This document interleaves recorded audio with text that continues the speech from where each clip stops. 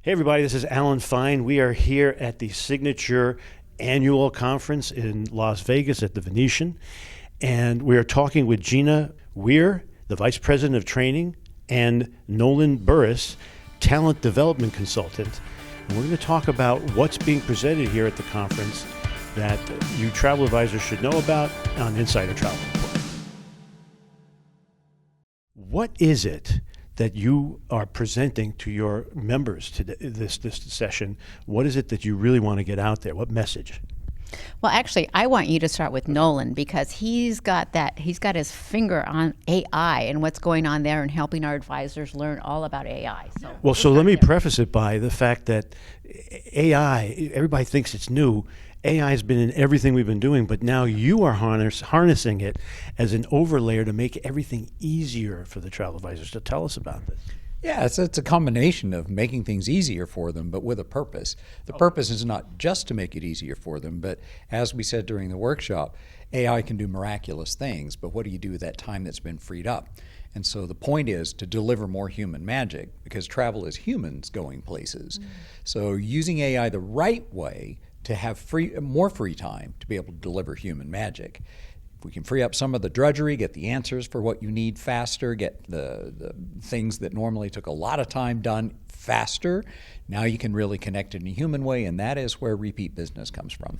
But you're mining so much good data that's from your group, and you're feeding it to the AI so that it's not garbage in, garbage out. There's some good information coming out, right?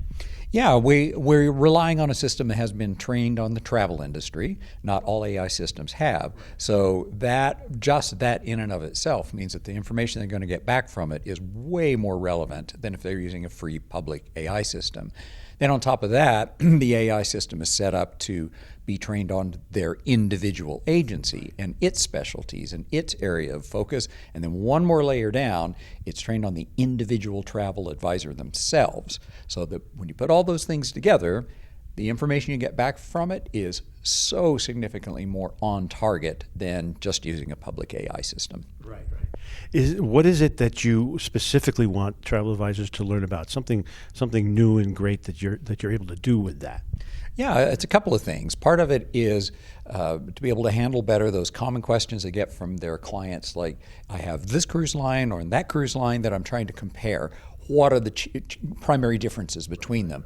But not just what are the differences, how to articulate it in a way that would be meaningful. Apples to apples, not apples to oranges. Exactly. So that's one aspect of it, to take those common situations they deal with their client, get to the answer faster, and articulate it in a way that would actually be meaningful to the client.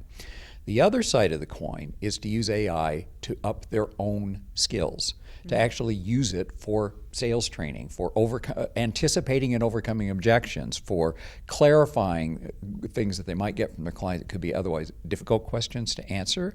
They might know in their head how they would respond, but they may not immediately know the best way to say it. So they can even use it for sales coaching. Give me a better way to say to my client, this is why I'm recommending this river cruise to you based on the things I know about you. They may know it in their heart, but if they can't get it to come out of their mouth in the right way, then they don't achieve their objective. And the AI systems can be used for that as well. And the point is that the client doesn't know AI is assisting. Right. It just seems like someone really cares. Yeah, and in fact, it should be completely transparent. A lot of people are resistant to AI because they think it's going to replace the humanity. But in fact, the way we see it is that it should be used to amplify humanity, to take away the drudgery and now deliver more human magic. That's what we're looking for. That's great. And as VP of training, yes, what do you want to get out there? What do you want to add to that? I just want to add, and it goes hand in hand with what Nolan was saying, but it's just really leaning into our community of amazing travel advisors.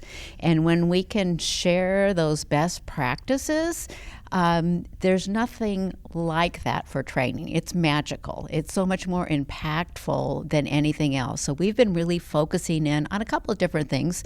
The idea of specialization with our signature circles, which involve just really focusing on some family travel, romance travel, exploration. I know you will all meet Carl as well with that.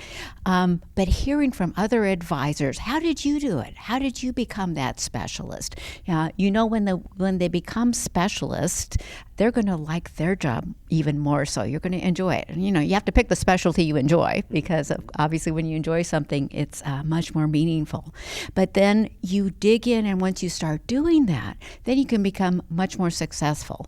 You can charge higher professional fees because you truly are that expert as well. You start getting more referrals because, again, you become known as that expert. It was amazing to me. We've done a series of advisor surveys, gone out to our expert advisors in all of these different niches, and referrals and repeats, 90% of them, that's where they're getting their business. And it's, it goes back to the old basics of sales, right? Once they get to know you and trust you, they'll share your information and your business grows. And we're there to help them along the way, put together the pieces, use a little AI to assist along the way. The other great thing about AI, and I don't want to be crass, is that it not only helps the travel advisor with their clients, it also helps the travel advisor themselves with possible upsales, correct?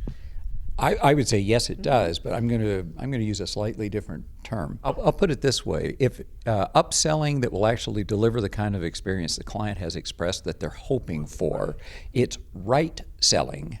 Good. No one has ever come back from a vacation they love to say, "Gee, I wish I had a not so fancy room. Right. I wish the cabin had been in a noisy location, not a quiet location." So it's really getting much better at asking the right kinds of questions to deliver what's going to make the client happy in the end. That's the best kind of upselling there is. Okay. Now, we're going out to 127,000 travel advisors. Yeah. What do you want them to know about Signature, the conference, and all the things you're developing and doing? I think this is an amazingly exciting time in our industry, and I'm, so fortunate. The pandemic wasn't that long ago, and we knew we were all going to get through it, but we have. And even when I think about this, a year ago at this conference, Nolan introduced the subject of AI. And at that time, it was a little bit of like, well, is it going to take my job? Is it going to replace us? We left that in the dust. Yeah, so no one thinks that anymore. No. We are embracing it and leveraging it and using it, and it's becoming our friend. It's, some of our Facebook posts are so cute. They're like, well, it's my new best friend. I couldn't do a thing without, this little help along the way. So we appreciate it. You've named it Toby? It's actually, we've partnered with a company called Voyager Social, and it's Toby AI is that part of the program. So yes, Toby is his name in that. And so Toby's our new best friend. Well, thank you for talking to us, and congratulations on the conference. It's been great, and thank you for having me. Absolutely. Thank you. It's a pleasure. And this is Alan Fine for Insider Travel Report.